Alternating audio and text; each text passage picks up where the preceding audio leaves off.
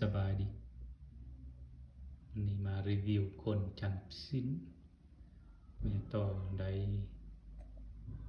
เดือนปลายนะ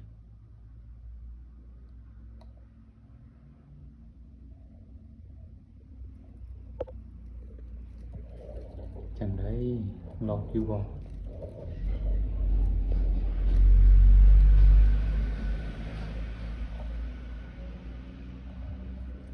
บนตายจัดโตเลยนะบูเห็นตายเลย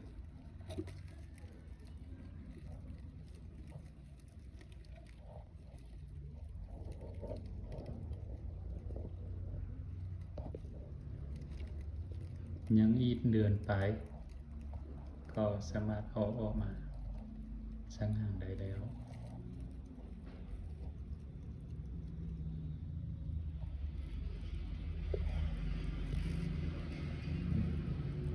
คุณเวลา243เมตร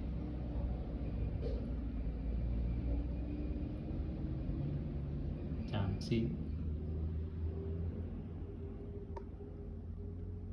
ในช่วงกลางเดือน10เดือน10วันที่10ปลายนี้